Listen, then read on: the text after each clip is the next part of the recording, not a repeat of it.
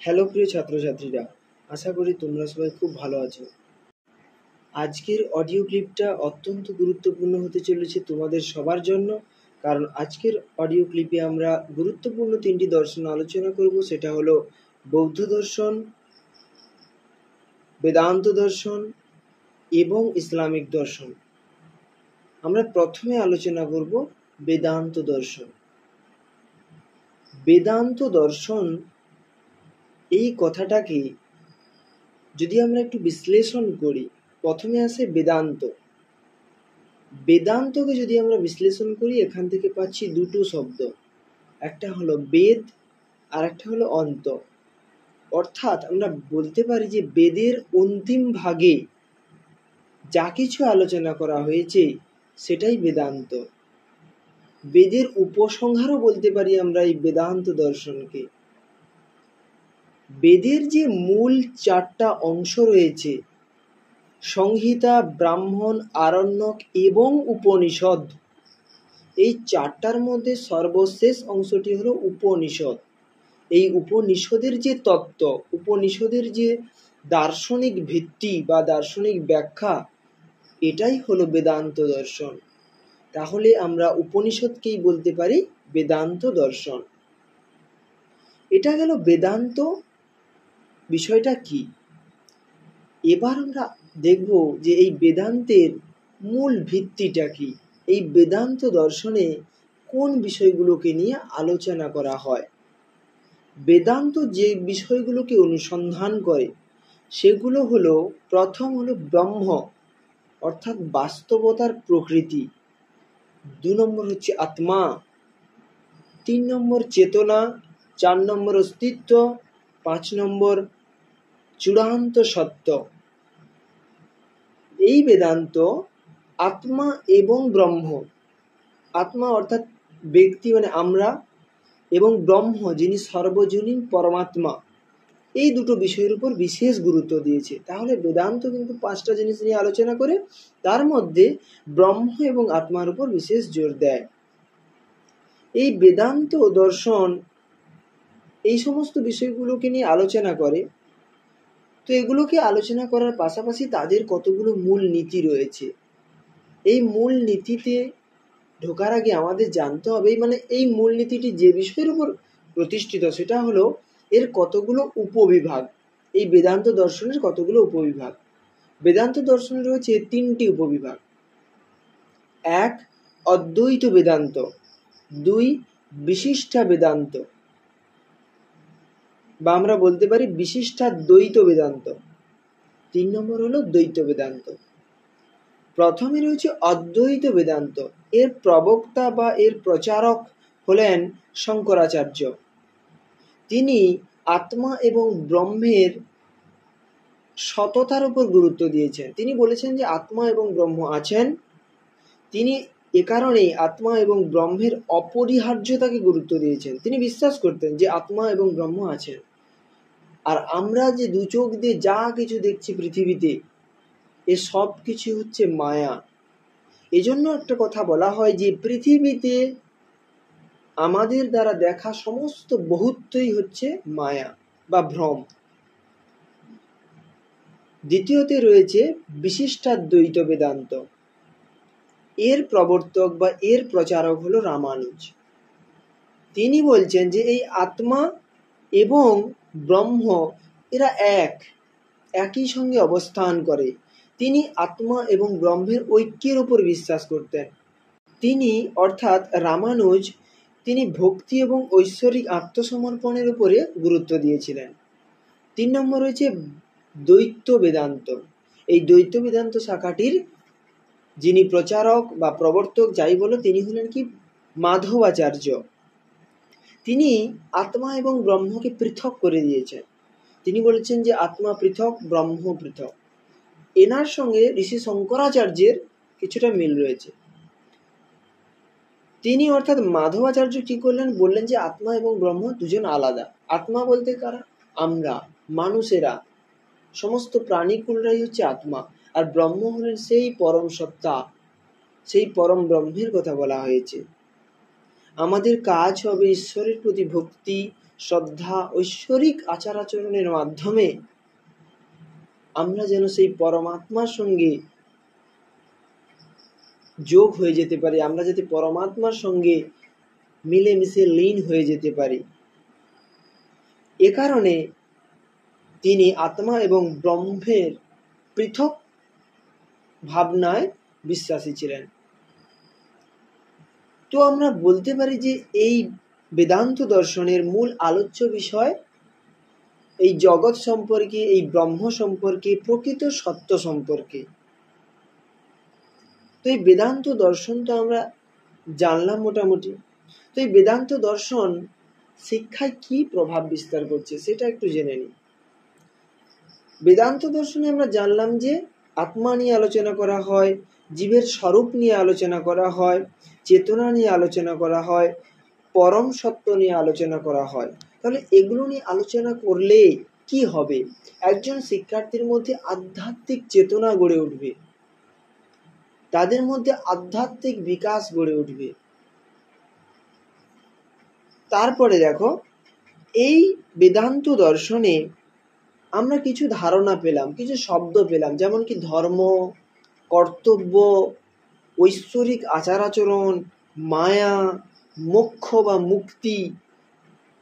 এই যে শব্দগুলো, এগুলোর মাধ্যমে পরিচিত হলে পরে শিক্ষার্থীদের মধ্যে নৈতিক যে বিকাশ, নৈতিক যে ধ্যান ধারণা, সেগুলো গড়ে উঠবে। অর্থাৎ কর্তব্য পালনের মধ্যে তাদের মধ্যে ন্যায়, নীতি, ভালো মন্দ, সঠিক ভুল, এই সমস্ত ধারণাগুলো গড়ে উঠবে।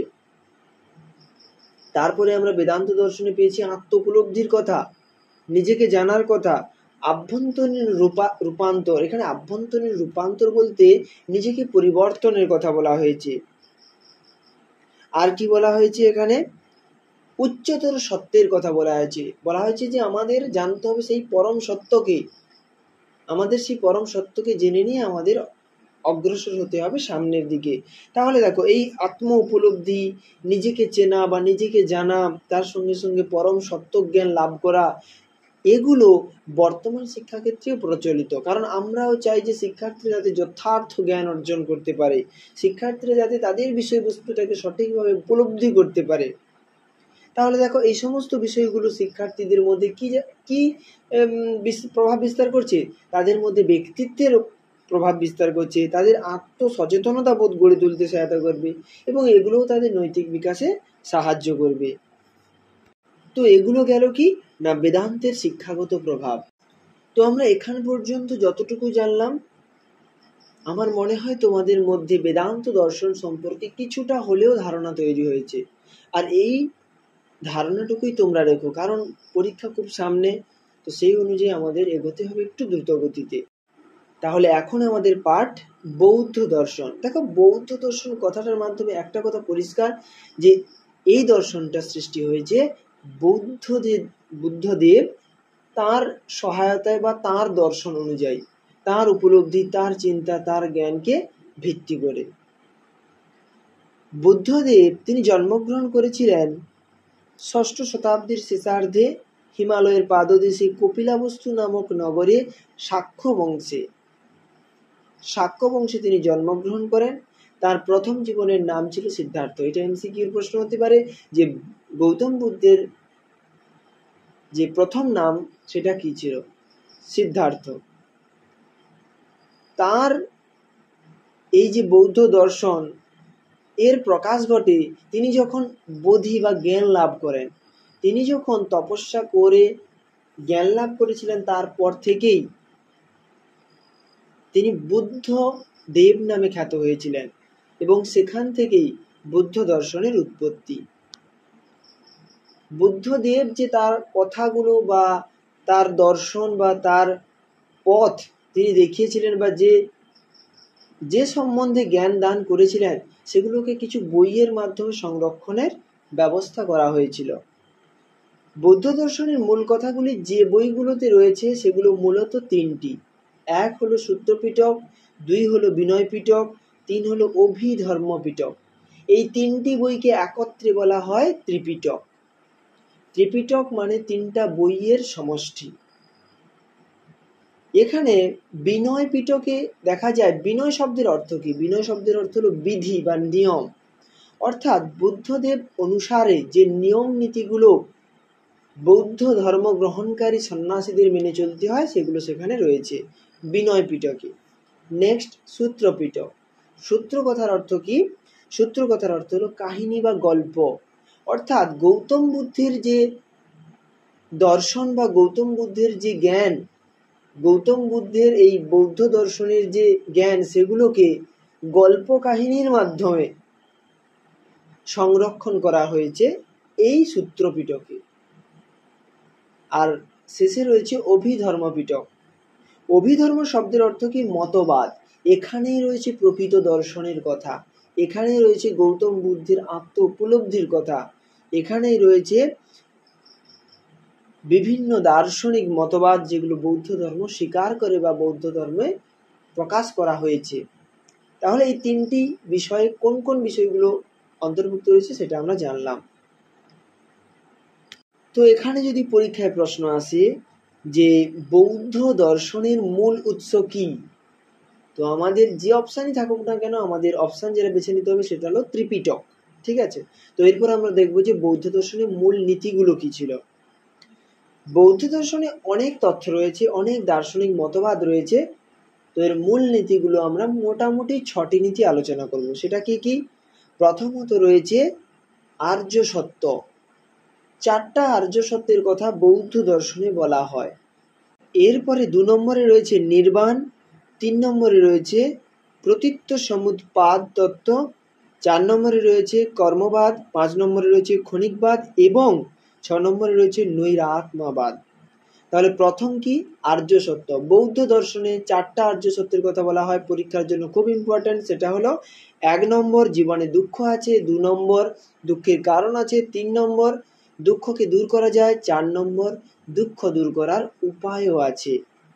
তো এই আর্য সত্য আলোচনাকালে আমাদের আর কিছু বিষয় আলোচনা করতে হবে। সেটা হলো, বলল না যে দুঃখের কারণ আছে, বুদ্ধদেব অর্থাৎ গৌতম বুদ্ধ তিনি দুঃখের কারণ বলতে গিয়ে দ্বাদশ নিদানের কথা বলেছেন, অর্থাৎ 12টি কারণের কথা বলেছেন যে কারণে আমাদের জীবনে এত দুঃখ।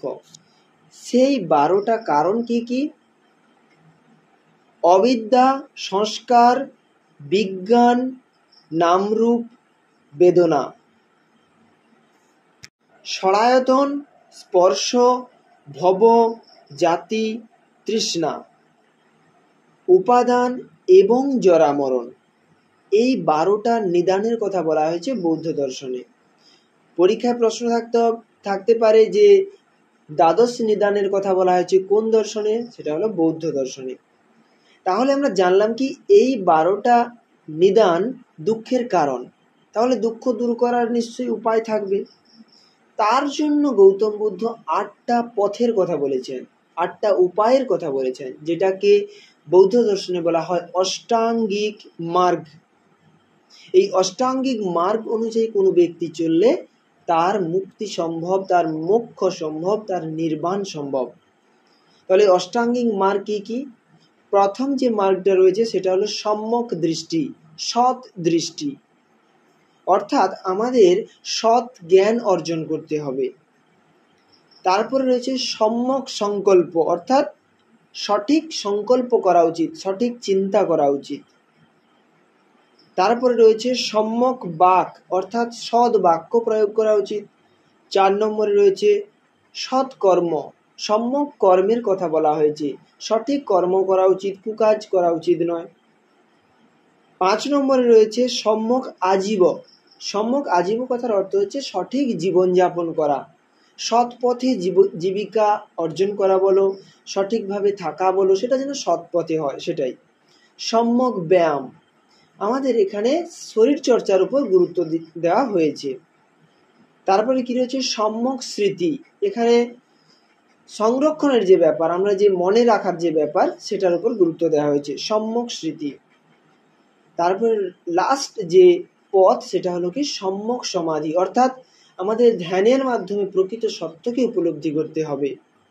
তো এখান থেকে পরীক্ষায় যে প্রশ্নটা বেশি করে আসে সেটা হলো অষ্টাঙ্গিক মার্গের প্রথম মার্গটা কি সেটা আমরা জানলাম কি সম্যক দৃষ্টি বা সদৃষ্টি, এবং শেষ মার্গটা কি সম্যক সমাধি বা সৎ সমাধি। ঠিক আছে, এ দুটো দিয়ে প্রশ্নগুলো থাকতে পারে। 2 নম্বর কি রয়েছে নির্বাণ। তাহলে এতক্ষণ আমরা জানলাম কি আর্য সত্য, সেখানে দুঃখের কারণ জানলাম এবং দুঃখের মানে নিবারণ করব কিভাবে তার জন্য 8টা পথ জানলাম।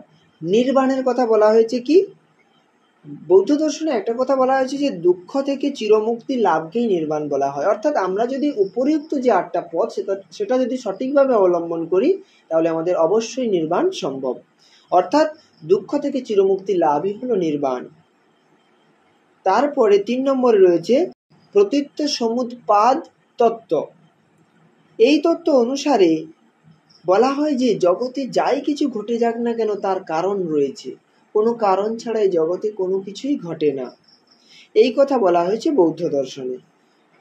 মানে এই তত্ত্ব অনুযায়ী বলা হচ্ছে, এ কারণেই বলা হচ্ছে যে আমরা যে দুঃখ পাচ্ছি তার নিশ্চয়ই কোনো কারণ আছে। সেজন্যই তিনি বলেছেন যে এই 12টি নিদান থেকে মুক্তির জন্য আমাদের এই অষ্টাঙ্গিক মার্গ পালন করতে হবে। 4 নম্বরে রয়েছে কর্মবাদ।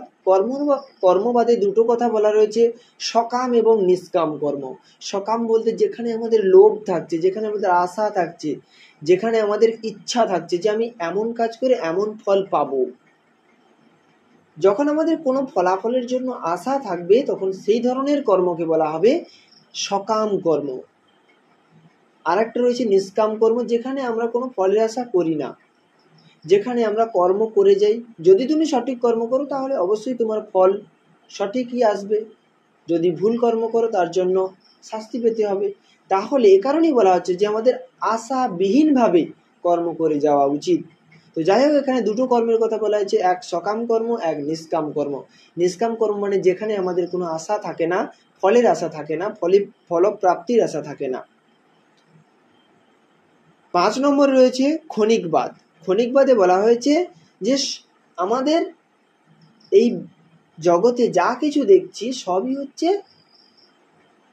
অস্থায়ী, কোনো কিছুই স্থায়ী নয়।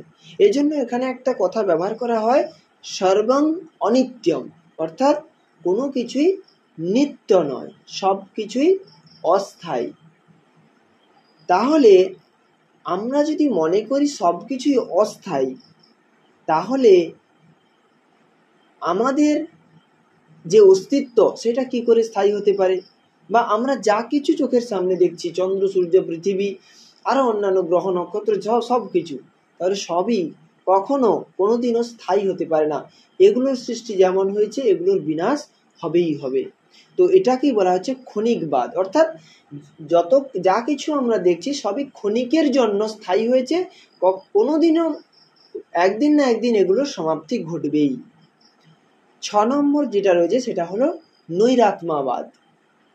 যেহেতু আমরা জানলাম, যেহেতু আমরা বিশ্বাস করলাম বৌদ্ধ দর্শন অনুযায়ী যে সমস্ত কিছু অনিত্য, সমস্ত কিছু অস্থায়ী, কোনো কিছু এ সংসারে স্থায়ী নয়, সেহেতু আমরা কি করে ভাবতে পারি যে আমাদের আত্মাও স্থায়ী? নিশ্চয়ই আত্মাও অস্থায়ী। এই আত্মাকে অস্থায়ী বলে স্বীকার করে এই বৌদ্ধ দর্শন। এ কারণেই বৌদ্ধ দর্শনের এই মতবাদটিকে, অর্থাৎ আত্মাকে না বিশ্বাস করার যে মতবাদ, এটাকে বলা হয় নৈরাত্ম্যবাদ। তাহলে দেখো, আমরা জানলাম কি বৌদ্ধ দর্শন কিন্তু আত্মাকে বিশ্বাস করে, কিন্তু সেই আত্মার যে নিত্য স্থায়ী যে ব্যাপারটা, আত্মা যে স্থায়ী, আত্মা যে অবিনশ্বর, তাকে নষ্ট করা যায় না, তাকে ভাঙা যায় না, তাকে পোড়ানো যায় না, সে সর্বদা থাকবে চিরন্তন সত্যের মতো, সেটাকে বৌদ্ধ দর্শন বিশ্বাস করে না, আত্মাকে বিশ্বাস করে। এ কারণেই আমাদের আর একটা বিষয় জানতে হবে, সেটা হলো স্কন্ধ। এখানে বলা হচ্ছে যে আত্মা হলো পঞ্চস্কন্ধের সমষ্টি, অর্থাৎ 5টা স্কন্ধ বা 5টা বিষয় রয়েছে যেগুলোর সমষ্টি হচ্ছে স্কন্ধ। প্রথমে রয়েছে রূপ স্কন্ধ, যেটাকে আমরা বাইরে থেকে প্রত্যক্ষণ করি। যদি বলা যায় যে কোনো একজন মেয়ে, তাকে বাইরে থেকে ভীষণ কুৎসিত দেখতে, কিন্তু তার আচার আচরণ, তার যে ভাবনা, সেটা অত্যন্ত মধুর, তাহলে দেখো বাইরে থেকে যেটা আমরা দেখলাম সেটাকেই বলা হচ্ছে রূপ স্কন্ধ। অর্থাৎ জড়দেহের ওপরে যেটা প্রভাব বিস্তার করে, বাইরে থেকে আমরা যেটাকে দেখে তার সম্পর্কে জ্ঞানার্জনের চেষ্টা করি বা তার সম্পর্কে উপলব্ধি করার চেষ্টা করি। দ্বিতীয়ত রয়েছে বেদনা স্কন্ধ, যে কারণে আমরা সুখ পাই, দুঃখ পাই, এগুলো। বিজ্ঞান স্কন্ধ অর্থাৎ চেতনার স্তর, আমরা যে জানছি, সঠিক জ্ঞান যে অর্জন করছি, সেটা কি বলা হচ্ছে বিজ্ঞান স্কন্ধ। 4 নম্বরে রয়েছে সংজ্ঞা স্কন্ধ, এই যে তোমার নাম রাকেশ, তার নাম রহিম, তার নাম সমীর, এই যে সমীর বললাম মানে আমি সমীরের কথাটাই ভাবছি। তাহলে দেখো একটা নামের মাধ্যমে কোনো একজনকে চিহ্নিত করলাম। যেমন পাথর, পাথর মানে আমি যখন বলবো তুমি নিশ্চয়ই জল ভাববে না, তুমি পাথর মানে এমন একটা বস্তুকে ভাবে যেটা হচ্ছে শক্ত, সামর্থ্য, মজবুত একটা জিনিস। তাহলে দেখো কোনো একটা বস্তুকে আমরা নামের মাধ্যমে চিহ্নিত করছি, তো সেটাকেই বলা হচ্ছে সংজ্ঞা স্কন্ধ। লাস্ট অর্থাৎ 5ম স্কন্ধ রয়েছে সংস্কার স্কন্ধ, অর্থাৎ এখানে কি হয়, আমাদের মধ্যে যে চিন্তা ধারণাগুলো রয়েছে আগে থেকে, সৎ জ্ঞান বা সঠিক জ্ঞান অর্জন করার পর তার মধ্যে যদি কোনো বদল ঘটে, সেটাকেই বলা হচ্ছে সংস্কার স্কন্ধ। এখানে প্রবৃত্তির প্রভাব লক্ষ্য করা যায়, কারোর স্বভাব, আচার আচরণকে লক্ষ্য করা যায়। তবে আমাদের বৌদ্ধ দর্শন থেকে আর দু একটা কথা জেনে নিতে হবে, সেটা হলো এই বৌদ্ধ দর্শনে 2 প্রকার প্রত্যক্ষণের কথা বলা হয়েছে। একটা হলো নির্ণীত প্রত্যক্ষণ, আর একটা হলো অনির্ণীত প্রত্যক্ষণ। এইটুকুই জেনে রাখো, আর বেশি কিছু জানার দরকার নেই। তো আর কি বৌদ্ধ দর্শনে 4টি শাখার কথা বলা রয়েছে, সেটা হলো শূন্যবাদ, বিজ্ঞানবাদ, সৌত্রান্তিকবাদ আর বৈভাষিকবাদ।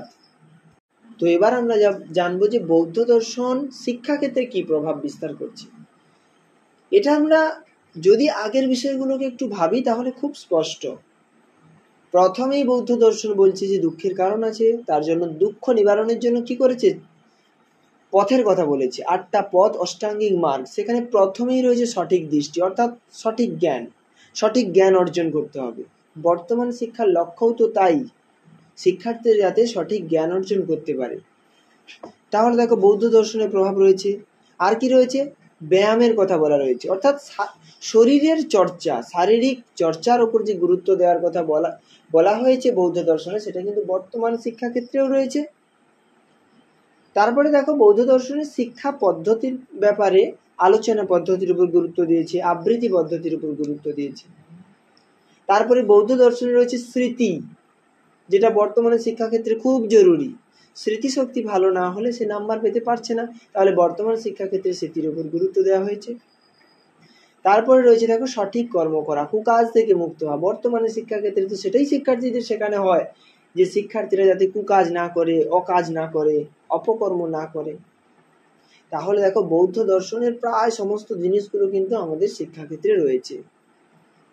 আর দেখো বৌদ্ধ দর্শনে একটা কথা বলা হয় সংঘের কথা। সংঘ হচ্ছে একটা জায়গা যেখানে গুরু শিষ্য একসঙ্গে থাকতো।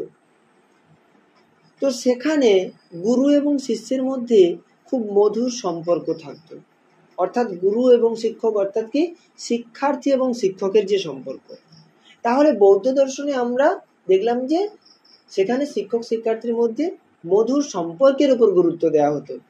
বর্তমান শিক্ষাক্ষেত্রেও যাতে শিক্ষক শিক্ষার্থীর মধ্যে সুসম্পর্ক তৈরি হয়, মধুর সম্পর্ক তৈরি হয়, তার উপর গুরুত্ব দেওয়া হয়। আর কি শৃঙ্খলা এবং গণতান্ত্রিকতা। এই যে সংঘ, যেখানে গুরু এবং শিষ্যরা থাকতো, সেখানে তো থাকতো কয়েকজন গুরু, শিষ্যরা কিন্তু অনেকে থাকতো। তাহলে দেখো সবাই একসঙ্গে আছে, সবাই একসঙ্গে শিক্ষা গ্রহণ করছে, অর্থাৎ কি গণতান্ত্রিক একটা বিষয় কিন্তু বৌদ্ধ দর্শনে দেখা গিয়েছিল, যেটা বর্তমানে শিক্ষাক্ষেত্রে রয়েছে। বর্তমানে আমরা শিক্ষাক্ষেত্রে কোনো রকম বৈষম্যকে গুরুত্ব দিই না, অর্থাৎ সে গরিব, সে পড়াশোনা করতে পারবে না, সে নিচু জাতি, সে পড়াশোনা করতে পারবে না, এগুলোর উপর আমরা গুরুত্ব দিই না। আমরা প্রত্যেককেই শিক্ষার সুযোগ দিই, অর্থাৎ গণতান্ত্রিকতার যে বিষয়টা, সেটাও আমরা বৌদ্ধ দর্শনে দেখতে পাই। তাহলে এগুলো হচ্ছে বৌদ্ধ দর্শনের শিক্ষাগত প্রভাব। এবার আমরা যে দর্শনটার ব্যাপারে আলোচনা করব সেটা হলো ইসলাম দর্শন। এই ইসলাম শব্দের অর্থ অনেকে অনেক রকম ভাবে বলেন। কারো মতে ইসলাম হলো একটি জীবন প্রণালী, কেউ বা বলেন ইসলাম হলো একটা সভ্যতা, আবার কেউ বলেন ইসলাম কথার অর্থ হলো শান্তি। তবে ইসলাম দর্শন অনুযায়ী ইসলাম শব্দের অর্থ হলো ঈশ্বরের কাছে বা ঈশ্বরের প্রতি নিজেকে সমর্পণ করে দেওয়া। তাহলে ইসলাম দর্শন অনুযায়ী কিন্তু ইসলাম শব্দের অর্থ হলো ঈশ্বরের কাছে নিজেকে সমর্পিত করা। এই ইসলাম ধর্মের কতগুলো মূল নীতি রয়েছে। ইসলাম দর্শনের মূল নীতি তো আমরা জানলাম, যে ঈশ্বরের কাছে সমর্পিত করা অর্থাৎ কি পরম সত্যের কাছে সমর্পিত করা। ইসলাম দর্শন অনুযায়ী ঈশ্বরের অস্তিত্বে বিশ্বাস করা উচিত সবাইকে। ইসলাম দর্শন বলছে যে সবাইকে ঈশ্বরের প্রতি বিশ্বাস করা উচিত। ঈশ্বর বা আল্লাহ হলেন সর্বশক্তিমান, ইন্দ্রিয় অতীত, অর্থাৎ ইন্দ্রিয়ের মাধ্যমে আমরা তাকে উপলব্ধি করতে পারি না। রহস্যময় এক পরম সত্তা, যাকে কিসের মাধ্যমে উপলব্ধি করা যায়? সজ্ঞার মাধ্যমে, সঠিক জ্ঞান অর্জনের মাধ্যমে, সততার মাধ্যমে, সত্য জ্ঞান অর্জনের মাধ্যমে। ভারতবর্ষে ইসলাম দর্শনের প্রথম পথপ্রদর্শক হলেন স্যার মোহাম্মদ ইকবাল। ইসলাম দর্শন একেশ্বরবাদিতায় বিশ্বাস করে। এই দার্শনিক মতবাদ অনুযায়ী ঈশ্বর এক, পরম ও চরম সত্তা, সর্বজ্ঞ অর্থাৎ সবচেয়ে জ্ঞানী, সর্বব্যাপী, সমস্ত জায়গায় বিদ্যমান, বিশ্ব সৃষ্টিকর্তা বলা হয় এই আল্লাহকে। ইসলাম দর্শন অনুযায়ী আল্লাহ বা ঈশ্বর হলেন সর্বোচ্চ সত্তা। এই ঈশ্বরকে পেতে হলে বা আল্লাহকে স্পর্শ করতে হলে আমাদের সজ্ঞার সঙ্গে পরিচিত হতে হবে। আমাদের পঞ্চ ইন্দ্রিয়ের মাধ্যমে ঈশ্বরকে আমরা উপলব্ধি করতে পারবো না। পঞ্চ ইন্দ্রিয় বলতে কি?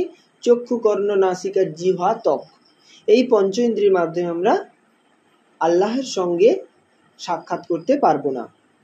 তাহলে আমাদের জানতে হবে কি? সেই পরম জ্ঞান বা পরম সত্যকে উপলব্ধি করতে হবে, যেটাকে আমরা সজ্ঞা নামে চিনি। সেই সজ্ঞার সঙ্গে আমরা পরিচিত হলে তবেই আমরা ঈশ্বরকে উপলব্ধি করতে পারবো। এটা বলা হচ্ছে ইসলাম দর্শনে। এবার জানবো যে এই ইসলাম দর্শনের কি প্রভাব রয়েছে শিক্ষাক্ষেত্রে। ইসলাম দর্শনের অনেক প্রভাব রয়েছে, যেটা আজ পর্যন্ত চলে আসছে। প্রথমত আমরা যদি দেখি, ইসলাম দর্শনে যে শিক্ষা দেওয়ার ব্যবস্থা ছিল, সেখানে প্রাথমিক শিক্ষা দেওয়া হতো মক্তবে, এবং মাধ্যমিক উচ্চশিক্ষা যেটা মাধ্যমিক এবং উচ্চশিক্ষা সেটা দেওয়া হতো কোথায়? মাদ্রাসায়, যেটা বর্তমানেও রয়েছে। মক্তব, মাদ্রাসা বর্তমানেও প্রচলিত। তারপরে রয়েছে চরম সত্য বা পরম সত্যের কথা বলা হয়েছে ইসলাম দর্শনে, যেটা বর্তমানে শিক্ষার লক্ষ্যই হলো সেই পরম সত্যকে উপলব্ধি করা, সেই চরম সত্যকে উপলব্ধি করা। ইসলাম দর্শনে 3 প্রকারের পাঠ্যক্রম ছিল। এক হলো ইলাহি, যেখানে ধর্মতত্ত্ব সম্পর্কে আলোচনা করা হতো। 2 নম্বর হলো রিয়াজি, যেখানে গণিত, জ্যোতির্বিদ্যা, সঙ্গীত, চিকিৎসা শাস্ত্র সম্বন্ধীয় আলোচনা করা হতো। 3 নম্বর হলো তাবিকি, যেখানে প্রকৃতি বিজ্ঞান সম্পর্কে আলোচনা করা হতো। বর্তমান ক্ষেত্রে কিন্তু বিভিন্ন ধর্মীয় প্রতিষ্ঠানে ধর্মতত্ত্ব নিয়ে আলোচনা করা হয়, তার সঙ্গে জ্যোতির্বিদ্যা, গণিত, তারপরে সঙ্গীত, চিকিৎসা শাস্ত্র, এ সমস্ত কিছুর উপরেও গুরুত্ব দেওয়া হয় বর্তমান শিক্ষা ব্যবস্থায়। ইসলাম দর্শনে শিক্ষকের সঙ্গে একটা বিশেষ গুণ জড়িত ছিল। সেটা হলো কি না, শিক্ষকরা কোনো টাকা নিতেন না, বিনা বেতনে শিক্ষার্থীদের শিক্ষাদান করতেন। অর্থাৎ কি, পাঠদানে শিক্ষকরা কোনো পারিশ্রমিক নিতেন না। সেই সময়ে ইসলাম দর্শন অনুযায়ী সেই সময় নিতেন না। তো বর্তমান কালে কিছু কিছু ক্ষেত্রে কিন্তু এটা দেখা যায় যে অনেকেই আছেন যারা বেতন না নিয়ে পড়ান। আর কি না, এই ইসলাম দর্শনে কঠোর শৃঙ্খলা পালন করা হতো, যেটা বর্তমান শিক্ষা ব্যবস্থায় দেখা যায়।